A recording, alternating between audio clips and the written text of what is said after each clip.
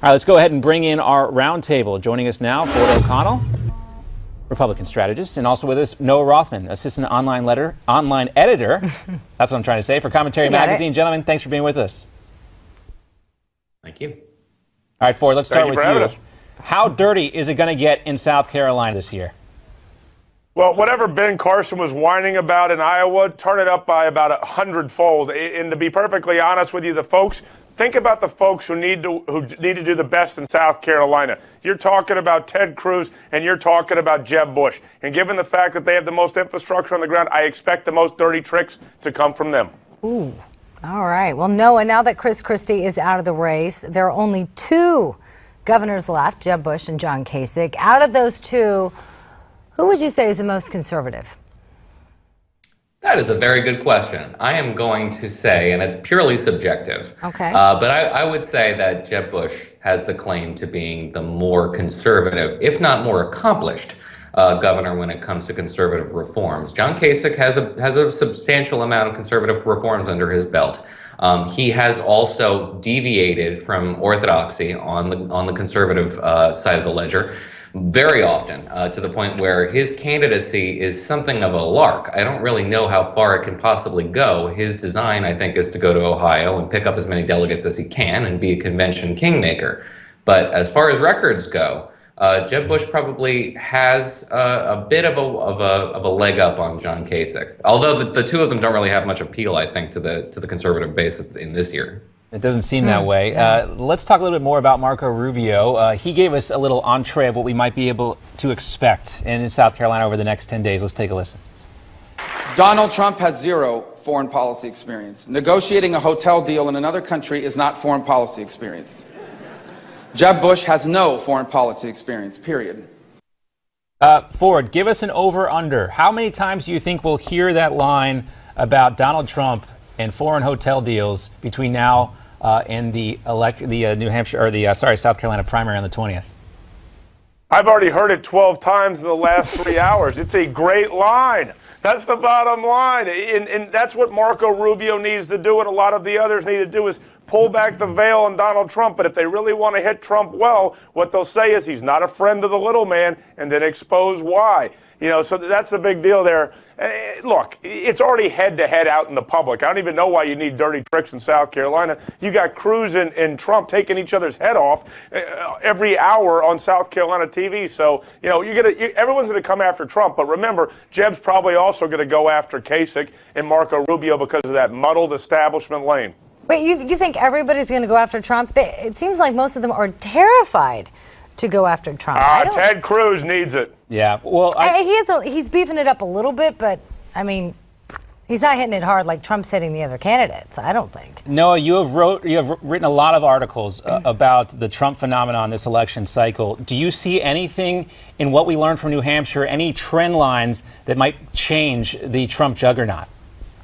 Yeah, well, and I think this is what the candidates are going for now. They're going to hit him on the values issue, which might be very effective. It certainly wasn't effective in New Hampshire, but you also had an open primary state there. It's very blue. It's very northeastern. It's post-industrial. It's not like Iowa at all. On the values issue, Trump got destroyed among other candidates. The do you share my values? And that's why you have this really overt campaign now, which says, you know, this is a guy who uses four-letter words on the stump, who calls reporters bimbos, who mocks disabled people. Is this the guy you want representing you? And that's the overt campaign. The covert campaign, the sub rosa campaign, whisper campaign is going to be much, much worse. And that's something that I think you are beginning to see already. And next week it's going to be dialed up to 11. I keep thinking back to... Let me add something to what Noah just said here, though.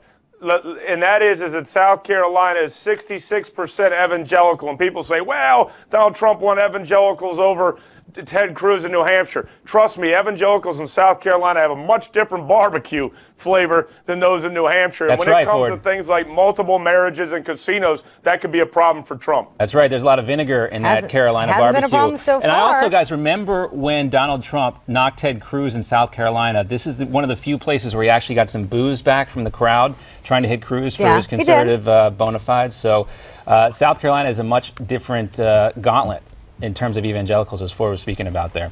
All right, well, we'll have to see, because so far everything he's been doing is working. A lot of evangelicals even said, I know he's not as much of a Christian as I am, but I don't care.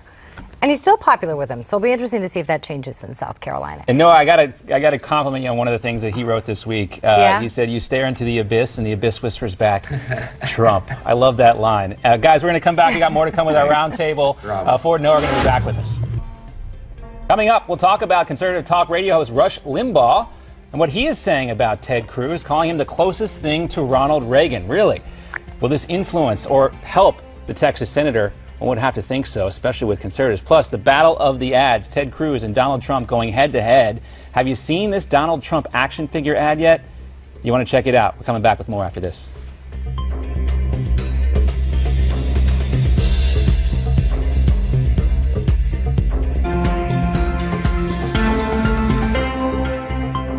Welcome back to Newsmax Now. Conservative talk radio host Rush Limbaugh backs Senator Ted Cruz.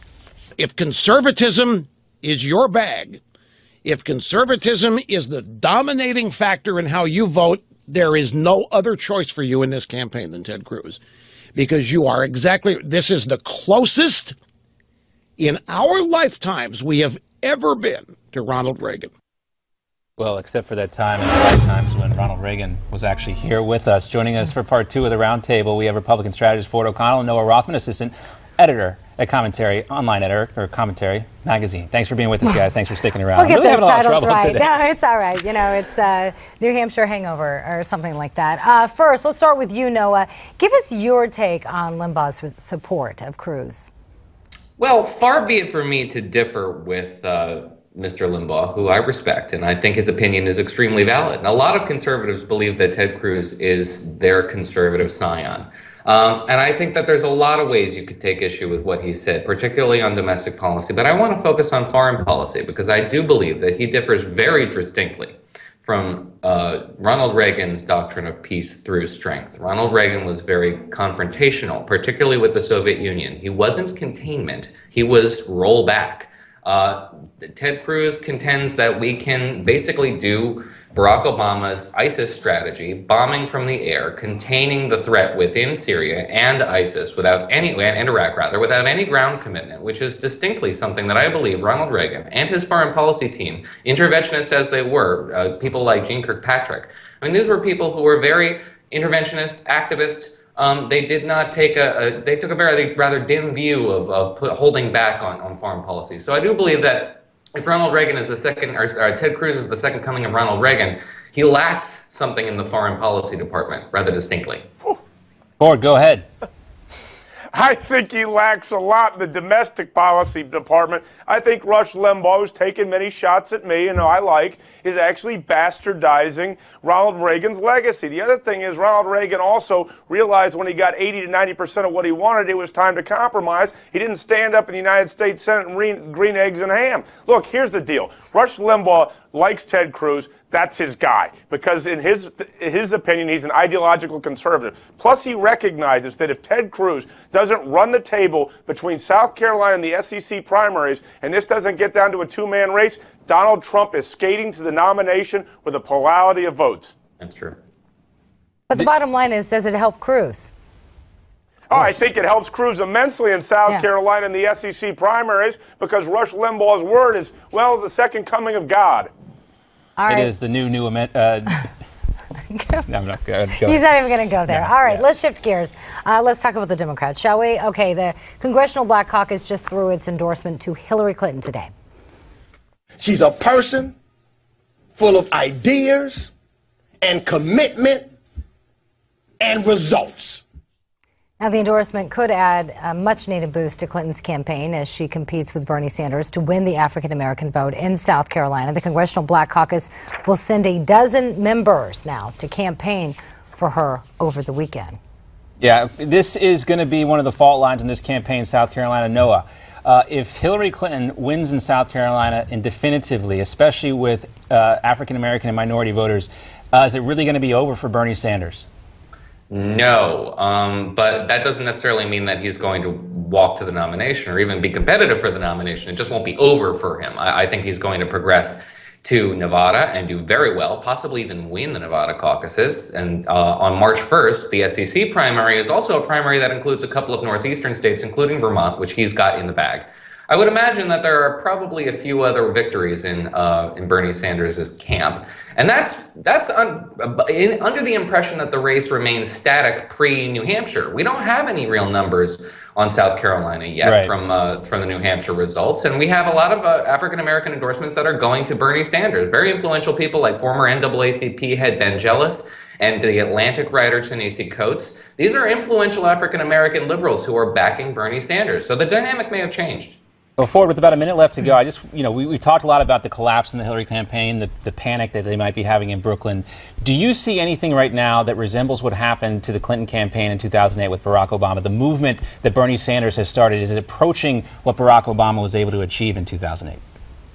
Absolutely not, and here's why. Even though Bernie Sanders has great enthusiasm, first of all, the delegates are set up against Bernie Sanders. It doesn't matter if he wins the most contests or even gets the most regular delegates. There's nothing democratic about the democratic process. The other thing is Barack Obama had blacks walking in lockstep with him along with Hispanics, and there's no way on God's green earth that that's going to happen for Bernie Sanders. So he could permeate Clinton's minority firewall, but unless he knocks it down like Obama did to Clinton, she's still the nominee if she's not indicted.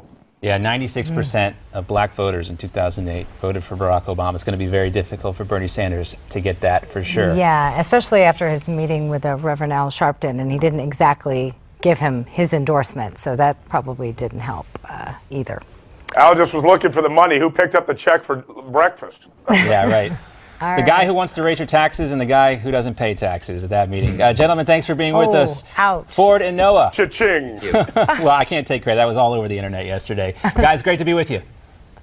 Thank you very much. Thank you. All right, coming up next, it's a battle of the ads. Ted Cruz and Donald Trump go head-to-head. Have you seen the Donald Trump action figure? There it is. More of it coming right up. And as always, we want to hear from you. Tweet us at Newsmax Now or leave us a comment on our Facebook page. And we'll be right back after this. Stick around.